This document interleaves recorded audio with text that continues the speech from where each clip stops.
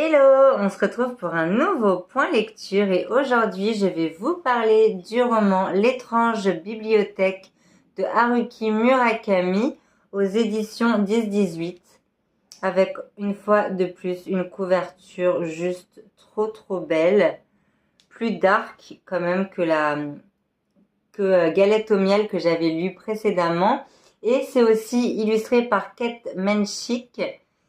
Ouais, c'est comme ça que ça se dit. Enfin, je sais pas si ça se dit comme ça, mais en tout cas, ça s'écrit comme ça. Et oui, j'aime beaucoup en fait ces petits romans là, ces courtes nouvelles illustrées par cette illustratrice. Je trouve que c'est vraiment hyper beau.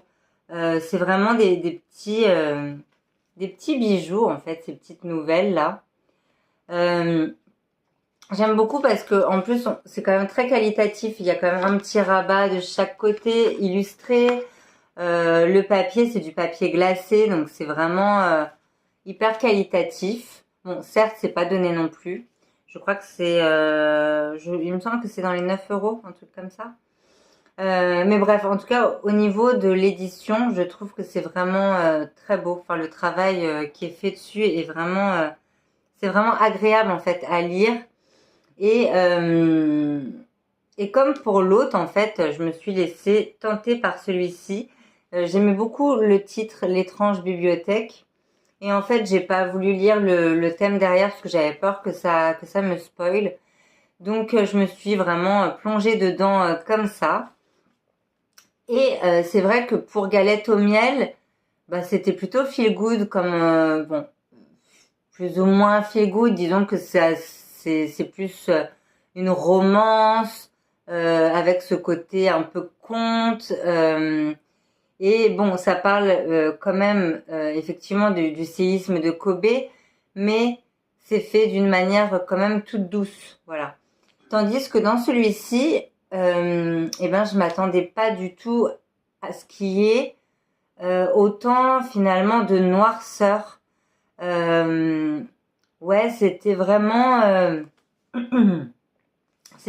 une nouvelle assez sombre, fantastique et horrifique à la fois. Et franchement, ouais, je m'attendais pas à ça. Donc, j'ai été agréablement surprise en fait. Je vais pas vous raconter l'histoire parce que bah, c'est tout court, hein, donc ça serait un peu dommage. Simplement, on va se retrouver avec un jeune garçon qui vient rendre des livres à la bibliothèque municipale de sa ville, et il va venir rendre ses livres, et sauf qu'il voudrait emprunter d'autres livres sur un sujet qu'il recherche. Et en fait, la fille à l'accueil va lui dire qu'il faut qu'il aille dans une salle spéciale et qu'il demande tous les bouquins qu'il cherche là-bas.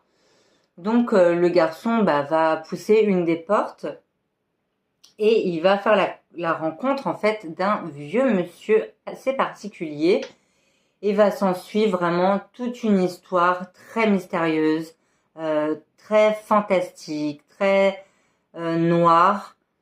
Ouais, c'était vraiment hyper particulier. En tout cas, c'est pas du tout pour les enfants, ça c'est sûr.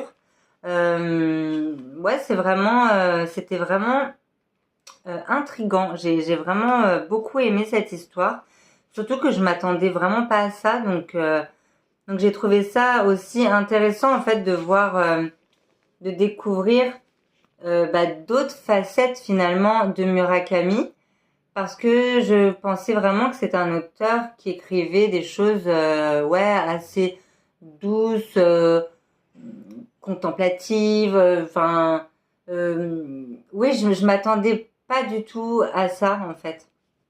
Donc, et j'aime beaucoup en fait ce trait-là au niveau de l'auteur. Et, euh, et voilà, donc franchement, c'était une trop bonne découverte. Et ça donne vraiment envie de faire la collection en fait de toutes ces petites nouvelles là illustrées, parce que je trouve ça hyper sympa en fait à lire.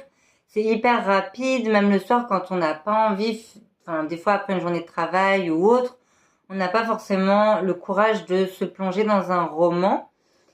Et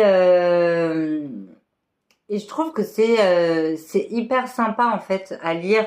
Je vais pas vous montrer d'autres illustrations, je vous laisserai découvrir ça par vous-même. Mais en tout cas pour celui-ci, ouais, c'était vraiment une super bonne nouvelle.